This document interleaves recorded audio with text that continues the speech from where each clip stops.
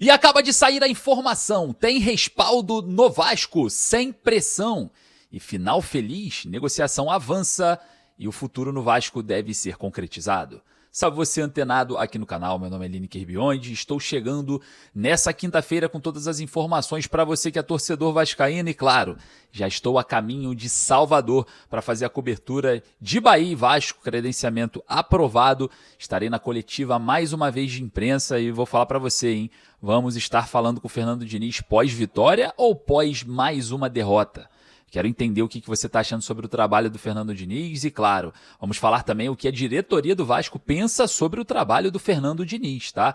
Vamos conversar bastante sobre isso. Tive algumas conversas ali no pós-jogo com algumas pessoas. Vou trazer para vocês detalhes e, claro, vamos falar sobre negociação do jovem Ryan, né? Parece que está muito próxima de um final feliz. Você aí do outro lado, eu peço humildemente o seu like, eu sei que a fase não é boa, mas essa correria que a gente faz aqui, esse trabalho que a gente faz em prol do Vasco e também para levar você para pertinho do Cruz Maltino, eu peço humildemente o seu like. Não esqueça de se inscrever ali no canal, confira ali embaixo se você está inscrito, porque eu vou trazer imagens exclusivas de Salvador, a chegada do Vasco, mais um contato com o técnico Fernando Diniz, com o elenco, com a diretoria, vocês vão acompanhar tudo. Lembrando que no canal A Hora do Vasco, o nosso canal de lives, você também estará presente também, pegando tudo ao vivo. Beleza? Eu deixo uma dica de ouro de uma parceira nossa aqui do canal, que é a Estrela Bet. A Estrela Bet tem as melhores odds do momento e eu falo para você, tá? É muito bom utilizar-se dos palpites esportivos lá na plataforma, porque além das odds serem as maiores do momento, ela dobra o seu primeiro depósito. Eu vou fazer o seguinte, eu vou deixar aqui embaixo o link no primeiro comentário fixado, sai dessa plataforma que você está, corre aqui para a Estrela Bet, você ajuda o nosso trabalho, percorrendo aí atrás do Vasco, fazendo o nosso trabalho de cobertura, indo para as coletivas através dessas parcerias. Beleza? Muito obrigado pela sua ajuda, muito obrigado pelo seu like, muito obrigado pelo seu curtir, pelo seu joinha, sempre com muita responsabilidade nos seus palpites, para maiores de 18 anos, e não é uma forma de ficar milionário, tá? Só para lembrar. Bom, vamos fazer o seguinte, sem mais delongas, vamos ao que interessa. Solta a vinheta.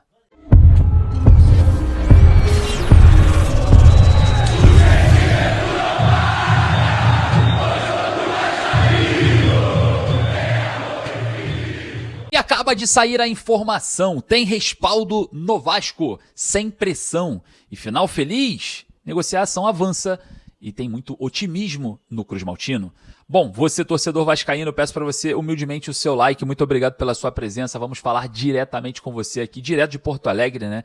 Ainda estou em Porto Alegre aqui na capital gaúcha, vou estar agora a caminho de Salvador, onde o Vasco encara o Bahia, exatamente, estarei mais uma vez fazendo toda a cobertura para vocês, coletiva e muito mais, né? Lembrando que no canal A Hora do Vasco, vocês vão conseguir encontrar todos esses conteúdos ao vivo, e aqui no canal vocês também encontram todas as gravações, todo o percorrer aí desse mais uma cobertura do canal. Agradeço muito o seu apoio, muito o seu like. Vocês fazem com que a gente consiga fazer esse caminho, né, percorrer esse caminho e se preparem para a próxima coletiva do técnico Fernando Diniz, porque a gente vai estar um pouco mais engajado nessa ideia que o torcedor vem passando, que tudo vem acontecendo. Então eu peço sempre a sua participação, porque é de você que sai a minha pergunta, eu vou nos comentários, sempre vejo, né, o que vocês estão colocando, qual é o tema, o que vocês estão achando do trabalho do Diniz, de alguns jogadores, do Pedrinho, a gente acaba pegando a opinião de vocês aqui, é uma das minhas características, e levar a sua pergunta para lá. Então participe com a gente, com o seu like, também com o seu comentário. Bom, olha só, hein, tem respaldo no Vasco, né, eu queria falar sobre isso, porque a primeira coisa que eu perguntei é sobre a situação envolvendo o técnico Fernando Diniz. E trago aqui para você. O Diniz tem todo o respaldo da diretoria, o Diniz não vai ser demitido, o Fernando Diniz tem a confiança ali da diretoria do Vasco, da cúpula vascaína, e não é segredo para ninguém, né? A gente sabe que o presidente Pedrinho tem um carinho muito grande pelo técnico Fernando Diniz e aparentemente é algo muito pessoal.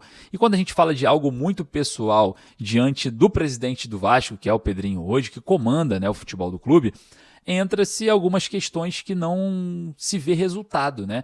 A gente teve aquele episódio do Felipe depreciando ali um ativo do clube, que era o Capasso, mandando muito mal naquela ocasião lá, né? Mas como ele tem uma relação muito pessoal com o presidente Pedrinho, acabou que nada aconteceu com o Felipe, não tomou nenhuma punição, tal. Algumas alas, né, dentro do Vasco que quiseram colocar aí uma responsabilidade sobre ele, né, uma depreciação ali de um ativo, né, independente se era bom jogador ou não, tinha um contrato com o Vasco, tinha propostas, então você tem que valorizar esse produto e não desvalorizar. E nada aconteceu com o Felipe Loureiro, né? Continua do mesmo jeito no Vasco, fazendo parte da diretoria, como diretor técnico também a ala do futebol. E não vai ser diferente, né, nesse ponto, hoje, pelo menos hoje com o Fernando Diniz, né? A relação pessoal do Diniz ali com o Pedrinho, ela é muito exposta, né? A gente sabe, o próprio Pedrinho já falou em coletiva, até uma vez que elogiando o Diniz de uma forma até bem impulsionada, né? E a gente com certeza vai saber que essa pressão, né, em cima do técnico Fernando Diniz é nossa. É a gente na coletiva junto, eu e você, é você nas redes sociais, é você na arquibancada, é você no seu dia a dia, porque internamente o Diniz tem um respaldo total da diretoria do Vasco. Não acho, independente de qualquer situação envolvendo o trabalho do Diniz, não acho que é a hora, né, do Fernando Diniz ser demitido. Não acho, não dá. O Vasco está numa semifinal de Copa do Brasil, mês que vem já está chegando, a gente já está próximo, né, de chegar aí nessa fase. Não tem como trocar de treinador agora, tem que ir com o Diniz. Eu ainda acho que o Diniz tem capacidade de, a longo prazo, entregar algo melhor, né? Entregar pontos melhores. Falta algum entendimento, o Diniz parece ser um pouco teimoso e tal, mas eu ainda acho que o Diniz é a melhor opção para o Vasco hoje, apesar desses erros, tá? E também por conta das situações que nós vivemos hoje. A demanda que a gente tem da Copa do Brasil não é momento de demissão, não é momento de nenhum tipo de coisas assim que não vão acontecer, óbvio, né? Mas que sejam drásticas para esse planejamento, né? O Vasco já se planejou para uma semifinal com o Diniz e não dá tempo de outro treinador chegar e aplicar uma metodologia em menos de 20 dias aí para tentar resolver essa questão da Copa do Brasil. É impossível. Então, o mais inteligente é manter o técnico Fernando Diniz, mas não é tão inteligente assim não pressioná-lo, né? Então, sobra um pouco pra gente que é torcedor, sobra um pouco pra gente que é imprensa, que vai pra coletiva, que faz a pressão ali, que mostra alguns erros, que falam sobre o que o Diniz não enxerga, enfim. Mas internamente essa pressão também deve existir e não vem existindo, né? O respaldo é total, a confiança é total e o Diniz, na minha opinião, aparentemente entra numa zona de conforto, né? Acaba que ele entra ali numa zona de conforto, ele vai para uma coletiva, ele fala, né, aquilo que ele quer falar, as desculpas de sempre, enfim, o torcedor acaba cansando. Então, eu acho que tem que ter um pouco mais de pressão, independente de relação pessoal, enfim, tem que ter pressão. E é isso que, na minha opinião, está faltando, tá? Lembrando que eu fui na coletiva, né, no último jogo agora contra o Grêmio, aqui em Porto Alegre, e fiz uma pergunta para o Fernando Diniz em relação ao Ryan, né? Ele tira o Ryan do lugar que o Ryan é mais letal, onde o Ryan mais se desenvolveu, para colocar uma forçação de barra que é o Pablo Verratti hoje, que infelizmente não produz nada, né? Há muito tempo não produz nada. Até o próprio Tietê também, que é muito questionado, que eu questionei na última coletiva se o Diniz tinha, né, um problema pessoal ali, uma dívida sentimental com o Tietê, para manter o Tietê em campo.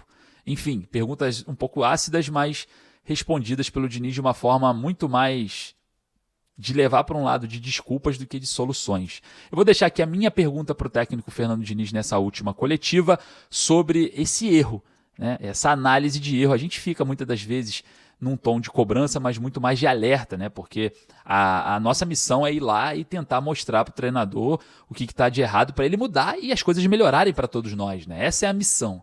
E parece que o Fernando Diniz não entende, né, muito sobre isso, né? Ele fala sobre ele deu a desculpa falando que um colega da imprensa falou que o Ryan jogava melhor na ponta. Pô, pelo amor de Deus.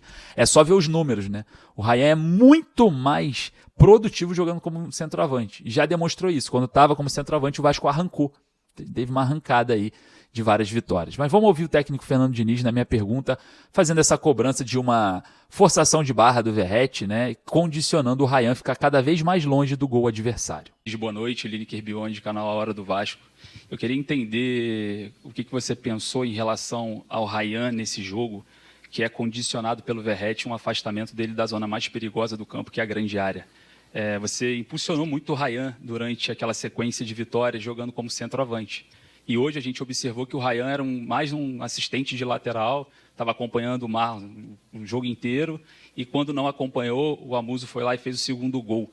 Eu queria entender o que você pensa em relação de tirar o seu jogador mais letal, que finaliza melhor, o mais veloz, o melhor que você tem hoje no 1 contra 1, até fisicamente falando, da área mais perigosa do seu adversário. Queria que você explicasse isso para o torcedor. Obrigado.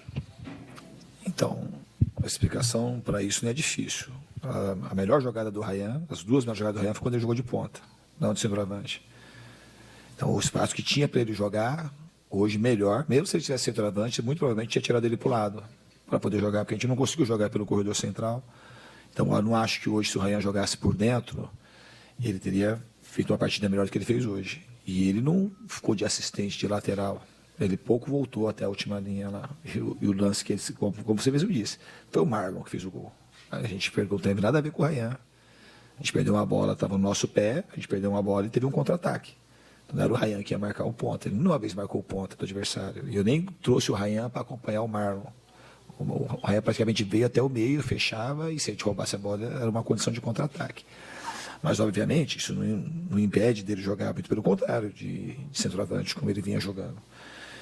Quando ele jogou de centroavante, teve uma pergunta de um colega seu na entrevista passada: por que você está jogando de centroavante se ele rende melhor do lado? Então, existe um certo condicionamento pela derrota do que aconteceu no jogo. Mas eu não acho que o Ryan hoje, se ele jogasse mais por dentro, teria mudado muito o cenário, porque não era questão de um jogador ou outro. A gente errou muito tecnicamente, Lineker, muito. Então, a gente não chegou.